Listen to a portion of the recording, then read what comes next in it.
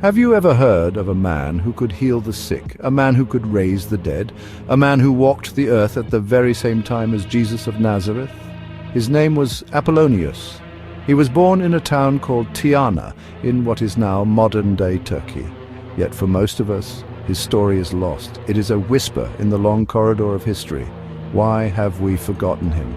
This is a question that pulls at the fabric of our past. It challenges what we think we know about our own spiritual history. The life of Apollonius is a puzzle. It is a mystery waiting to be explored. His story begins around the year 1 AD. This was a time of great change, a time of prophets and new ideas sweeping across the Roman Empire. Apollonius was born into this world of searching souls. He was a follower of the philosopher Pythagoras.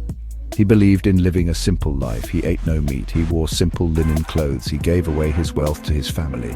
He chose a path of spirit over a path of possessions. He was not just a thinker. He was a man of action, a man who performed acts that many would call miracles. He was a light in a world that was often dark. The tales of his deeds echo the stories we know so well from the Gospels. It is said he healed a young man afflicted with madness. He comforted a community mourning a plague. He brought a young girl, a bride on her funeral procession, back to life. These are not small claims, they are profound acts that defy our understanding of the world. They force us to ask, what power did this man possess? Was it divine? Was it a deep knowledge of nature's hidden laws? Or was it something else entirely? His life runs parallel to another, more famous life. The similarities are too striking to ignore. This parallel has puzzled scholars for centuries. Two men living at the same time on different sides of the ancient world. Both taught a message of peace and inner truth. Both were said to command the forces of nature. While one became the cornerstone of a global faith, the other faded into obscurity. Was this simply an accident of history, or was there a reason Apollonius was pushed into the shadows? His story invites us to look beyond the familiar. It asks us to consider that our history might be richer and far more mysterious than we have been led to believe. The journey of Apollonius is a journey into the unknown. Apollonius was not content with the wisdom of his own land. His soul was restless. He was a seeker. He knew there was more to learn, more to understand about the universe and our place within it.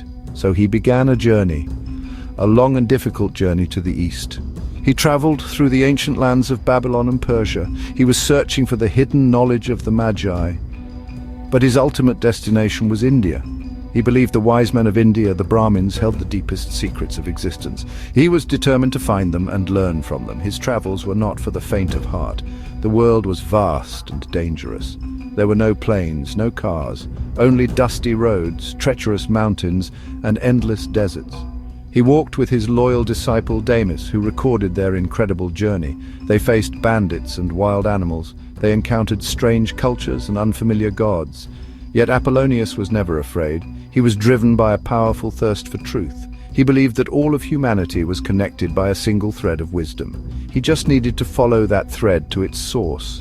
His quest was a pilgrimage of the mind and spirit. When he finally reached India, he found what he was looking for. He met the Brahmins, a community of sages living in seclusion. They were men of profound peace and incredible knowledge. They shared their secrets with him. They taught him about the nature of the soul. They explained that the soul is immortal.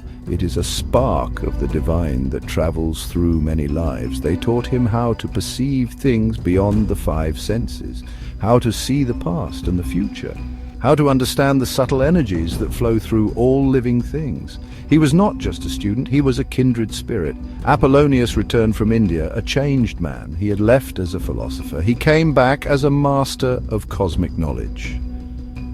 The wisdom of the East had merged with the logic of the West inside him. He now carried a message that was universal. It was a message that transcended culture and religion. He had seen the unity behind all the different beliefs. He understood that the path to enlightenment was not owned by any single group. It was available to anyone who was brave enough to seek it. His journey had given him the keys to a deeper reality. What was the core of Apollonius's message? It was a vision of the universe that was both beautiful and profound. He taught that everything is connected, from the smallest grain of sand to the most distant star. And what connects it all? Music. He believed the entire cosmos is a grand symphony, a perfect harmony created by a single divine source. He called this source the One. It is not a person or a god to be worshipped in a temple. It is the intelligent, living consciousness of the universe itself, a silent, ever-present force that orchestrates all of existence. For Apollonius, our souls are a part of this cosmic music. Each soul is a unique note in the symphony of creation.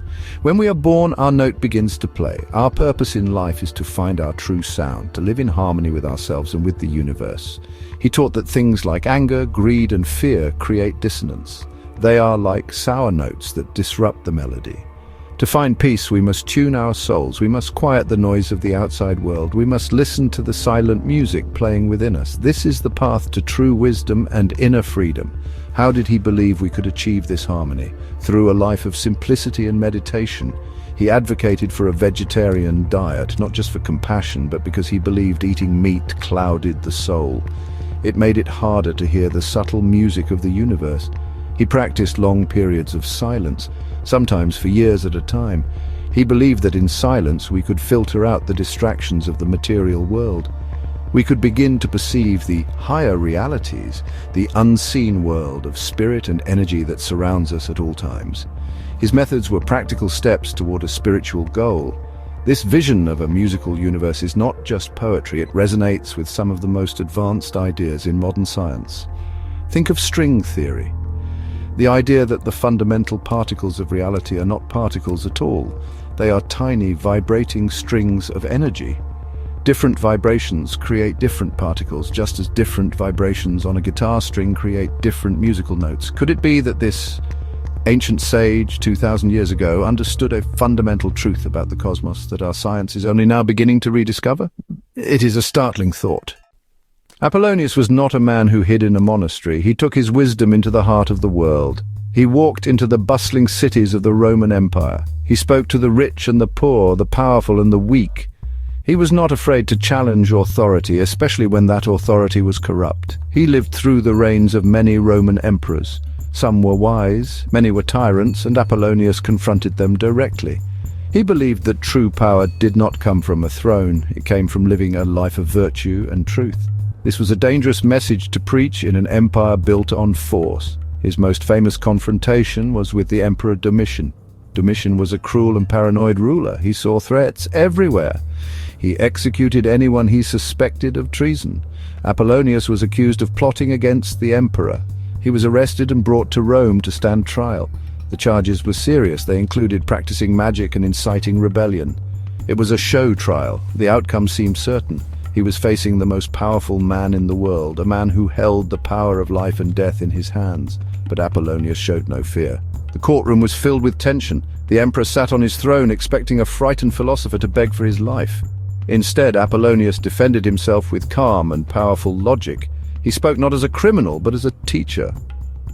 He explained that his magic was simply a deeper understanding of nature. He declared that he served a higher authority than the emperor.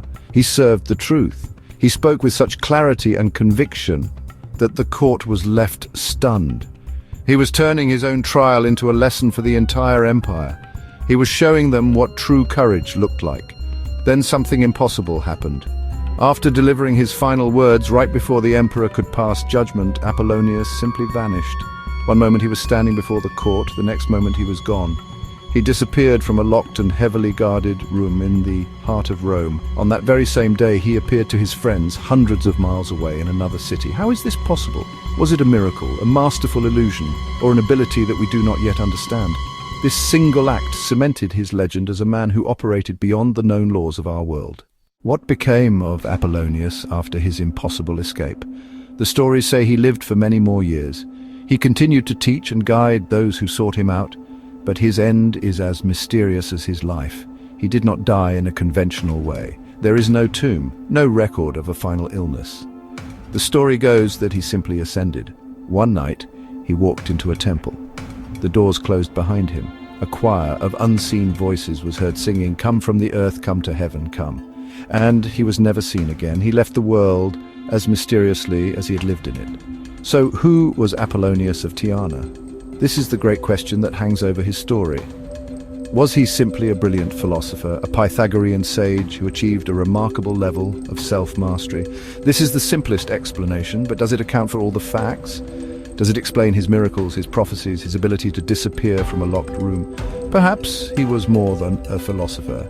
Perhaps he was a saint, a holy man who had achieved such a state of grace that he was granted divine powers, an enlightened being like the Buddhas of the East. But there is another, more provocative possibility, one that pushes the boundaries of what we think is real. Could Apollonius have been something else, a visitor, a messenger from a place beyond our world? An emissary from a higher intelligence sent to Earth at a critical time in human history to plant seeds of wisdom? This idea might sound like science fiction, but his life was filled with events that defy easy explanation.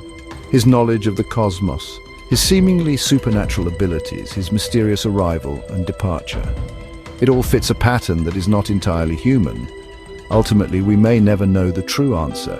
Apollonius remains an enigma, a forgotten master whose life challenges us to open our minds. His message of cosmic harmony, of the immortal soul, and of the search for truth is as relevant today as it was 2,000 years ago. Perhaps that is his true legacy, not the miracles or the mysteries, but the invitation to look deeper, to question what we know, and to listen for the silent music of the universe, to seek the wisdom that connects us all. Because somewhere in that forgotten story there may be a message for all of us.